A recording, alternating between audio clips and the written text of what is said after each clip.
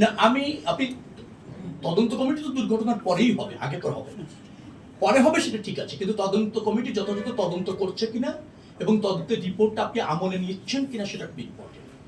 আমরা ধরেন আরিচাঘাটে যে ঘটনা ঘটেছে তদন্ত রিপোর্ট পেয়েছি, সেখানে ওই ড্রাইভার যিনি একটা স্টপ বাস, থেমে থাকা বাস, তিনি কি কারণে চলতে শুরু করলো, এবং আপনি দেখবেন যে ফেরিতে উঠার পরিবেশ হয়নি, ফেরি কিন্তু ঘাটে নেই, সে গেল এবং চলতে থাকলো, তার গিয়ে সে আপনার পল্টনের উপর দিয়ে নদীতে পড়ে গেল।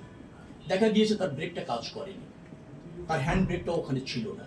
সে যেভাবে গাড়িটা চালানো শুরু করেছিল বা যেভাবে গাড়িটা চলতে শুরু করেছে সেটা একেবারেই অনাকাঙ্ক্ষিত, আর অনাকাঙ্ক্ষিত মানে ঘটনাই হলো দুর্ঘটনা। সেরকম একটা কিছু ঘটেছে। আমরা এবার যেটা করেছি সেটা হলো আমরা সিদ্ধান্ত নিয়েছি যে সমস্ত বাসের প্যাসেঞ্জারকে নেমে বাস পেরিয়ে তুলবে, কিন্তু দেখা গেল যে অনেক অসুস্থ মানুষ থাকেন, অনেকের মালামাল থাকেন, সেটা রেখে সে নামতে চান, বাচ্চারা থাকেন, কার্যকর করাটা একটু কঠিন, কিন্তু আমরা করছি। পাশাপাশি বাস ফেরিতে ওঠার আগে আমরা একটা ব্যারিকেড তৈরি করছি। ওই ফেরি বাস নেমে খালি না হওয়া পর্যন্ত এখান থেকে কোনো গাড়ি উঠতে যেতে পারবে না, ওই ব্যারিকেড ক্রস করতে পারবে না, সেটা আমরা নিশ্চিত করেছি।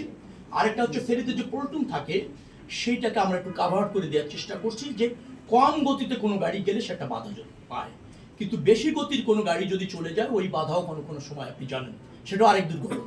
তো এইভাবে আমরা ম্যানেজ করার চেষ্টা করছি। সদরঘাটে যেটা ঘটেছিল সেটা একেবারে আমাদের নজরদারিও ছিল। হঠাৎ করে আপনার বোটে, স্পিড বোটে এসে যখন উঠতে যায় দুইটা লঞ্চের চাপে এরকম একটা দুর্ঘটনা অনাকাঙ্ক্ষিতভাবে ঘটে যায়। এবার আমরা যেটা করেছি সদরঘাটে সেটা হচ্ছে বোট এবং স্পিড বোট কোনোটার থেকে কোনো লঞ্চ উঠতে পারবে না, নৌ পুলিশের সার্বক্ষণিক কর্ডন করে নজরদারি চলবে।